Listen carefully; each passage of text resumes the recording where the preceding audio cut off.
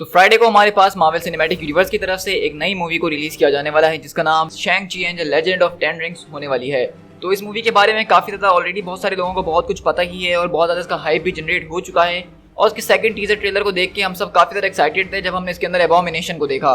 So guys, this is P tiger. आज की इस वीडियो में मैं आप लोगों को वो बातें बताऊंगा जो कि आपको इस मूवी को देखने से पहले पता होनी चाहिए। तो चलिए बिना किसी और बात के इस वीडियो को स्टार्ट करते हैं।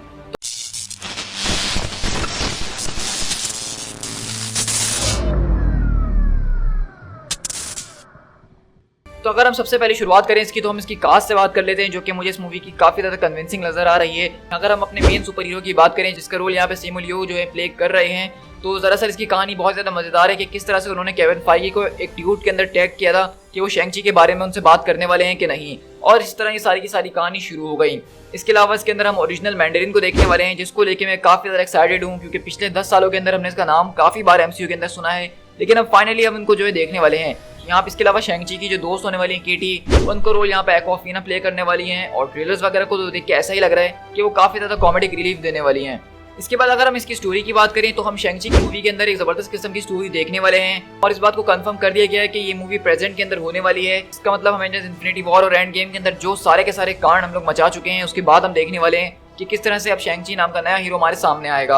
अब शैंग-ची की स्टोरी कुछ इस तरह से है कि वो अपने पास से भागता फिर रहा है, उसका बाप एक खतरनाक किस्म का विलन है और ये बात शैंग-ची जानता है और इसीलिए वो अपनी आइडेंटिटी छुपा के अमेरिका के अंदर एक नॉर्मल स्टूडेंट लाइफ गुजार रहा था। लेकिन अब उसके फादर ने फैसला करा है उसके वापसी घर बुलाने का और ये सारी की सारी सिचुएशन हम देखने वाले हैं बेसिकली कि फादर और सन का जो रिश्ता है इनके बीच एक दरार आई हुई है और उसको सॉल्व करने के लिए 10 रिंग्स हैं और दुनिया जहान की अलग अलग चीजें हमें यहाँ पे नजर आने वाली हैं।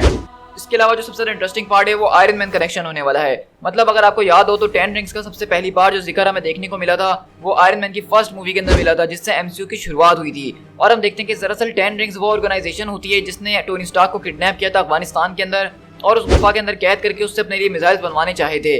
और हम देखते हैं कि बेसिकली यहाँ पे हमें पता चलता है कि 10 रिंग्स की जो ऑर्गेनाइजेशन है ये काफी ज्यादा खतरनाक होती है, एक तरह का टेररिस्ट ऑर्गेनाइजेशन ग्रुप है। इसी के बाद हमने 10 रिंग्स को दोबारा आयरन मैन 3 के अंदर देखा था जहाँ पे हमें ये पता चला था कि आप खुद मैंडेरिन जो है वो अमेरिका को खुलेआम धमकियां दे रहा है, उनकी कंट्री के अंदर बमबारियां वगैरह करवा रहा है और आयरन मैन उससे सीधा पंगा लेने की सोचता है।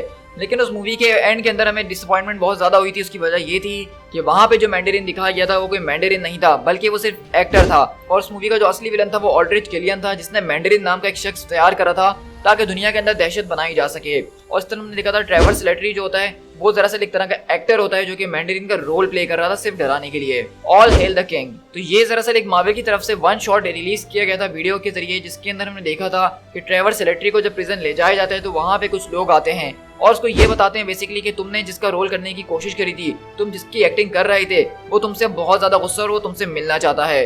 तो हमें उस वक्त ये पता चल चुका था कि मार्वल ने अपनी गलतियों को सुधारने का फैसला करा है और उन्होंने इस वन शॉट को इसीलिए रिलीज करा था ताकि वो बताना चाह रहे थे कि एमसीयू के अंदर एक असली मैंडेरिन भी मौजूद है बल्कि वो सिर्फ एक्टर नहीं है, रियल मैंडेरिन। तो सबसे बड़ी बात जो मुझे इस मूवी के लिए काफी ज्यादा एक्साइटेड कर रही है वो यही बात है कि इसके अंदर हम सच का मैंडेरिन देखने वाले हैं। मतलब वो मैंडेरिन जिसको हमने आयरन मैन 1 में टीज होते हुए देखा, आयरन मैन 3 के अंदर उसका मजाक उड़ते हुए देखा, लेकिन अब सच में हमें वो नजर आने वाला है कि वो शख्स कौन है। अब अगर बात की जाए कॉमिक बुक ओरिजिन के ऊपर नजर डालते हुए तो मैंडेरिन की यहाँ पे स्टोरी काफी ज्यादा चेंज की गई है क्योंकि इस मूवी के अंदर हमें दिखाया जा रहा है कि मैंडेरिन जो है वो शैंग-ची का फादर है, जबकि कॉमिक्स में ऐसा कुछ भी नहीं होता है बल्कि वो जो उसके फादर होते हैं वो उसका एक दुश्मन होता है और इसलिए शैंग-ची का उससे मुकाबला होता है।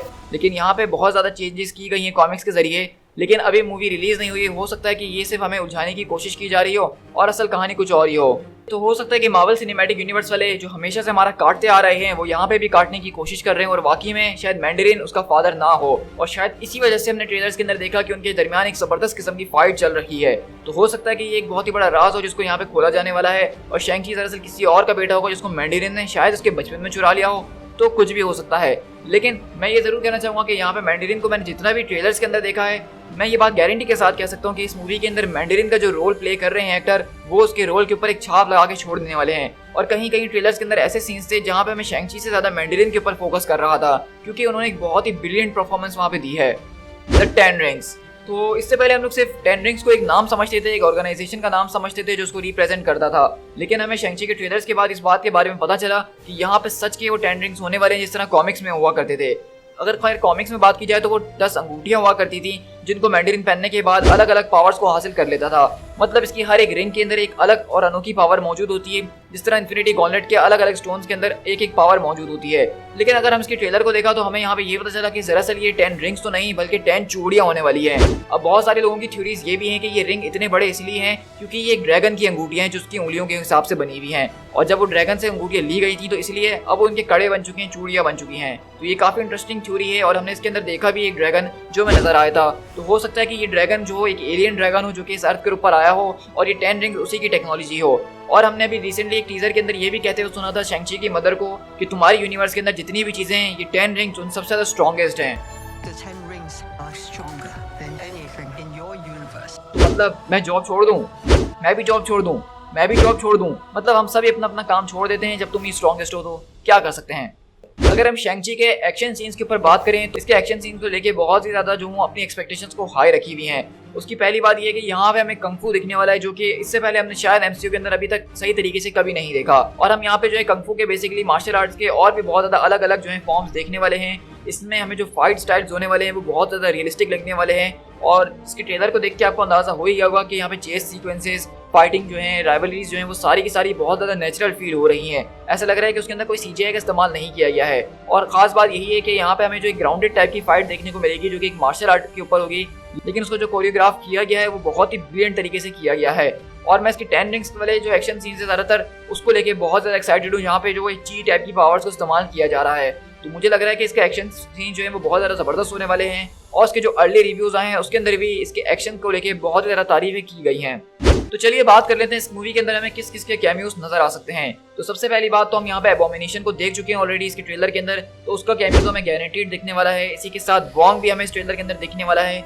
अब स्पाइडरमैन नो वे होम का जो ट्रेलर आया उसके अंदर हमने देखा कि वॉन्ग एक पोर्टल खोल के कहीं छुट्टियों पे जा रहा है। तो बहुत सारे लोग ये कह रहे हैं कि वो बेसिकली इस टूर्नामेंट के अंदर जा रहा है, क्योंकि हमने देखा कि इस मूवी के अंदर एक अलग तरह का टूर्नामेंट भी हो रहा है जो कि इस मूवी का एक इंपॉर्टेंट पार्ट होने वाला है। उस टूर्नामेंट के अंदर ये लोग सब कहाँ से आए हैं, क्या करने आए हैं, अभी के लिए हम इसको कुछ नहीं कह सकते हैं। लेकिन मेरी जो प्रेडिक्शन है वो ये है कि दरअसल ये जगह कोई और नहीं बल्कि मादरीपुर मुझे लग रही है। इसके अलावा अगर हम कैमियोस की बात करें तो हमें हो सकता है कि पिछले आयरन मैन का कहीं छोटा सा कैमियो देखने को मिल जाए, क्योंकि ये मूवी जो है आयरन मैन 3 से बहुत ज़्यादा हैवीली कनेक्टेड होने वाली है। इसके अलावा ट्रेवर स्लेटरी जिन्होंने मैंडरिन की एक्टिंग करी थी आयरन मैन 3 के अंदर, वो भी हमें इस मूवी के अंदर रिटर्न होते हुए नजर आ सकते हैं कैमियो के जरिए, क्योंकि उनको अभी शैंग-ची के प्रीमियर के ऊपर देखा गया था। इसके अलावा आप लोग मुझे बताइए कि आपको क्या लगता है कि इस मूवी के अंदर हमें कौन से एमसीयू एक्टर का कैमियो देखने को मिल सकता है। तो शैंग-ची लेजेंड ऑफ 10 रिंग्स का एमसीयू के अंदर क्या फ्यूचर हो सकता है। तो अभी के लिए तो मैं ये कहूँगा कि शैंग-ची जो है मेरे ख्याल से वो अपने अंदर एक सोलो मूवी का काम करने वाली है। मुझे नहीं लगता कि इस मूवी के अंदर मार्वल के दूसरे बड़े इवेंट्स या सुपर हीरोज को रेफर किया जाएगा। मेरे ख्याल से ये मूवी एक बहुत ही अच्छी अपॉर्चुनिटी है कि शैंग-ची को अपने पैरों पे पहले खड़ा कराया जाए और उसके बाद उसका जो है क्रॉसओवर किसी और सुपर हीरो से आहिस्ता आहिस्ता करवाया जा सके।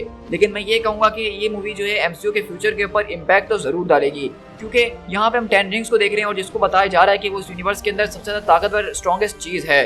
तो आखिरकार हम भी तो देखें कि ये स्ट्रॉन्गेस्ट चीज कितनी स्ट्रॉन्गेस्ट है और क्या ये वाइब्रेनियम और आयरन मैन सूट और इन्फिनिटी गॉन्टलेट, उरू मेटल इनके मुकाबले की कोई चीज है भी या नहीं। और अगर ये वाकई में उनके मुकाबले की कोई चीज है तो फिर तो वाकई में ये हमारे एमसीयू को पलट के रख सकती है। तो इस मूवी के पोस्ट क्रेडिट सीन्स के ऊपर भी बात कर लेते हैं, क्योंकि अभी भी हमारे पास रिसेंटली एक लीक आया था कि इस मूवी के अंदर बेसिकली 2 पोस्ट क्रेडिट सीन्स होने वाले हैं। तो इसका मतलब ये है कि हमें मूवी छोड़ के जाना नहीं है बल्कि बैठे रहना है बाकी की एमसीयू की मूवीज की तरह। और अगर हम लीक्स और रूमर्स की बात माने तो ये बताया जा रहा है कि अब तक के एमसीयू के बेस्ट पोस्ट क्रेडिट सीन जो हैं वो इस मूवी के एंड में होने वाले हैं। इसको लेके तो मेरा हाइप और भी ज्यादा बढ़ चुका है। सो गाइस, इसी के साथ हम इस वीडियो को यहीं पे रैप अप करते हैं। तो आप लोग मुझे बताइए कि आपको मेरी ये वीडियो कैसी लगी है।